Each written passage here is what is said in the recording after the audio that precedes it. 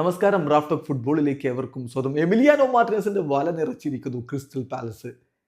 FA കപ്പിന്റെ semi final ഏകപക്ഷീയമായ 3 ഗോളുകൾക്ക് ആസ്റ്റൺ വില്ലയെ തകർത്ത് തരിപ്പണമാക്കിക്കൊണ്ട് ഇതാ വെംബ്ലി സ്റ്റേഡിയത്തിലെ വിജയക്കൊടി നാട്ടി ഫൈനലിലേക്ക് കടന്നുപോയി ഇരിക്കുന്നു ക്രിസ്റ്റൽ പാലസ്. ഏകപക്ഷീയമായ 3 ഗോളുകളുടെ വിജയം. കളിയുടെ 31-ാമത്തെ മിനിറ്റിൽ ലെബ്രഷീസയുടെ കിടിലൻ ഗോൾ.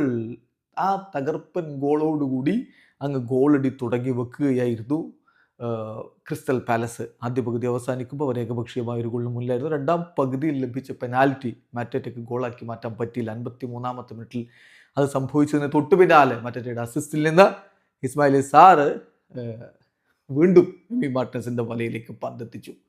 അവിടെ കൊണ്ടും തീർന്നില്ല.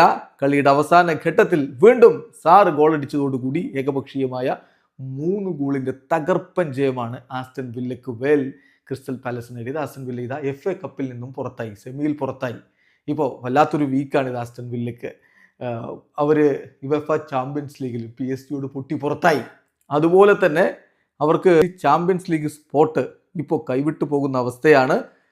7-ാം സ്ഥാനത്താണ് അവരുള്ളത്. 34 കളിയിൽ 57 പോയിന്റുമായിട്ട് പ്രീമിയർ ലീഗിൽ 7-ാം സ്ഥാനത്താണ്. സോ ചാമ്പ്യൻസ് ലീഗ് സ്പോട്ടും കൈവിട്ടു പോകുന്ന, യൂറോപ്യൻ സ്പോട്ടും കൈവിട്ടു പോകുന്ന ഒരു സ്ഥിതിയിലാണ് ഇപ്പോൾ അവരുള്ളത്. തനിക്ക് വലിയ നിരാശയുണ്ട്, സങ്കടമുണ്ട്. പക്ഷേ ടീമിൻ്റെ കാര്യത്തിൽ പ്രൗഡുമാണ്. ഏതാണ് കളിക്ക് ശേഷം എബറി പറഞ്ഞത്. വീഡിയോ അവസാനിക്കുന്ന ഫുട്ബോൾ ലോകത്തെ കൂടുതൽ വിശേഷങ്ങൾ ബൈ റാഫ്റ്റ് ഓഫ് ഫുട്ബോൾ.